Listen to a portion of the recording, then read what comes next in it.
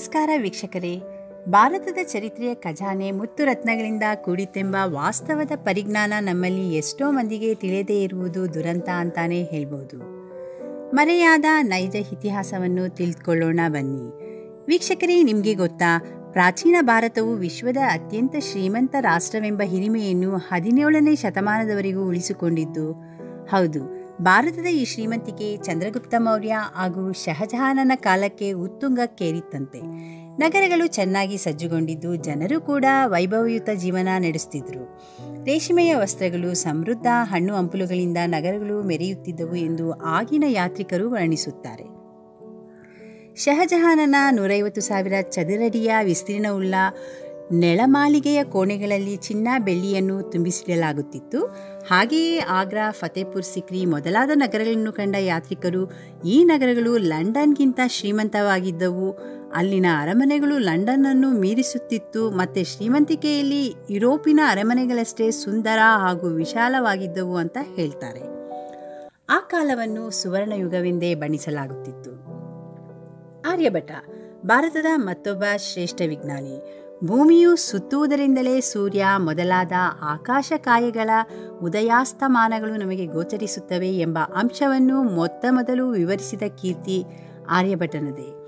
ಆನಂತರ ಬಂದ ಬ್ರಹ್ಮಗುಪ್ತನು ಭೂಮಿಯು ಗುರುತ್ವಾಕರ್ಷಣ ಶಕ್ತಿಯಿಂದಲೇ ಎಲ್ಲ ವಸ್ತುಗಳನ್ನು ಹಿಡಿದಿಟ್ಟುಕೊಳ್ಳಲು ಸಾಧ್ಯ ಎಂಬ ವಿಚಾರವನ್ನು ಬಹು ಮುಂಚೆಯೇ ವಿವರಿಸಿದನು. ಗಣಿತದಲ್ಲಂತೂ ಭಾರತದ ಕೊಡುಗೆ ಅಪಾರ. ಯುರೋಪಿನ ಪ್ರಸಿದ್ಧ ಗಣಿತಜ್ಞ ಲಾಪ್ಲಾಸ್ ಒಂದೆಡೆ ಹೀಗೆ ಹೇಳಿದ್ರು: ಇಡೀ ವಿಶ್ವಕ್ಕೆ ಸಂಖ್ಯೆಗಳನ್ನು ಪರಿಚಯಿಸಿದ ಮತ್ತು ಅದನ್ನು ಉಪಯೋಗಿಸುವ ಅದ್ಭುತ ಕಲೆಯನ್ನು ಹೇಳಿಕೊಟ್ಟ ದೇಶವೆಂದರೆ ಅದು ಭಾರತವೇ. ಇಂದು ನಾವು ಬಹು ಸುಲಭವಾಗಿ ಸಂಖ್ಯಾಶಾಸ್ತ್ರದ ಸಮಸ್ಯೆಗಳನ್ನು ಉತ್ತರಿಸುತ್ತಿದ್ದರೆ ಅದರ ಶ್ರೇಯಸ್ಸು ಭಾರತಕ್ಕೆ ಸಲ್ಲಬೇಕಾದ್ದು. ಕ್ರಿಸ್ತಪೂರ್ವ 6ನೇ ಶತಮಾನದಲ್ಲಿಯೇ ಭಾರತೀಯರು ಶರೀರಶಾಸ್ತ್ರದಲ್ಲಿ ನಿಪುಣತೆ ಪಡೆದಿದ್ದರು. 2600 ವರ್ಷಗಳ ಹಿಂದೆಯೇ ಶಸ್ತ್ರಚಿಕಿತ್ಸೆಯು ಭಾರತದಲ್ಲಿ ಶ್ರೇಷ್ಠ ಮಟ್ಟದ್ದಾಗಿತ್ತು ಮತ್ತು ಸುಮಾರು 120 ವಿವಿಧ ಉಪಕರಣಗಳನ್ನು ಉಪಯೋಗಿಸಲಾಗುತ್ತಿತ್ತು. ಹಿಂದೂಗಳು ಅದ್ಭುತ ನಾವಿಕರಾಗಿದ್ದು ಪ್ರಾಚೀನ ಕಾಲದಲ್ಲೇ ಪ್ರಪಂಚದ ಅನೇಕ ಭಾಗಗಳನ್ನು ತಲುಪಿದ್ದರು. ಭಾರತೀಯ ಸಂಸ್ಕೃತಿ ಪ್ರಪಂಚದೆಲ್ಲೆಡೆ ಹರಡಿತ್ತು.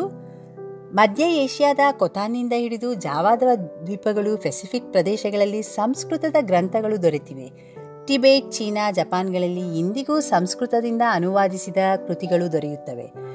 ಇನ್ನೂ ಹೇಳಬೇಕಂದ್ರೆ ಕಾಂಬೋಡಿಯಾದ ದೇವಾಲಯಗಳ ಗೋಡೆಗಳ ಮೇಲೆ ಸಂಸ್ಕೃತದಲ್ಲಿ ಕೆತ್ತಿದ 100 ಬರಹಗಳನ್ನು ಕಾಣಬಹುದು. ವೀಕ್ಷಕರೇ, ನಾವು ಇತಿಹಾಸದ ಪುಟಗಳನ್ನು ತಿರುವಿ ಭಾರತ ಮೆರೆದ ವೈಭವಗಳನ್ನು, ಹಿರಿಮೆ ಗರಿಮೆಗಳನ್ನು ಪ್ರತಿಯೊಬ್ಬ ಭಾರತೀಯ ಪ್ರಜೆಗಳು ತಿಳಿದುಕೊಳ್ಬೇಕು. ಇದು ನಮ್ಮೆಲ್ಲರ ಆದ್ಯ ಕರ್ತವ್ಯ. ವೀಕ್ಷಕರೇ, ನನ್ನ ಈ ಮಾಹಿತಿ ನಿಮಗೆ ಇಷ್ಟವಾದರೆ ದಯವಿಟ್ಟು ಲೈಕ್, ಶೇರ್, ಕಮೆಂಟ್ ಮಾಡಿ.